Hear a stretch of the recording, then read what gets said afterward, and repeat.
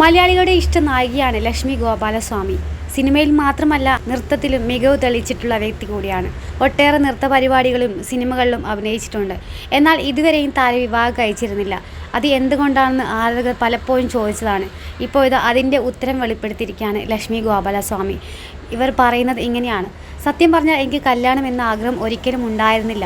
മാതൃത്വം നല്ലൊരു കാര്യമാണ്, പക്ഷേ എനിക്ക് അതിനോട് താല്പര്യം തോന്നിയിട്ടില്ല. കുറേ അമ്മമാർ രാവിലെ സ്കൂളിൽ പോകാൻ നിൽക്കുന്ന കുട്ടിക്ക് വലിയ ബാഗൊക്കെ ഇട്ട് കൊടുക്കുന്നത് കാണുമ്പോൾ ഞാൻ വിചാരിക്കാറുണ്ട്, ഇത് എത്ര വലിയ കാര്യമാണെന്ന്. ശരിക്കും അമ്മ ആവുക എന്നത് ചെറിയ കാര്യമല്ല, ഭയങ്കര പാടാണ്. എൻ്റെ അമ്മ എപ്പോഴും എന്നെക്കുറിച്ച് ആലോചിച്ച് വേവലാതിപ്പെടാറുണ്ട്. എനിക്കങ്ങനെ മാതൃത്വത്തിൻ്റെ തോന്നൽ ഒന്നും ഉണ്ടായിട്ടില്ല. ചില സ്ത്രീകൾക്ക് അതെപ്പോഴും ഒരു ആഗ്രഹമാണ്, നമ്മുടെ സ്വന്തം ഒരു ഫാമിലി ഉണ്ടാക്കണമെന്നും കുട്ടികളെ ഉണ്ടാക്കണമെന്നൊക്കെ. എനിക്ക് ഒരു കാലത്തും അങ്ങനെ ഒരു തോന്നൽ ഉണ്ടായിട്ടില്ല എന്നതാണ് സത്യം. എൻ്റെ ഒരുപാട് ഫ്രണ്ട്സ് സിംഗിൾ ആണ്. കല്യാണം കഴിക്കാതെ ഇപ്പോഴും സിംഗിളായി ജീവിക്കുന്നവർ ഒരുപാട് പേരുണ്ട്.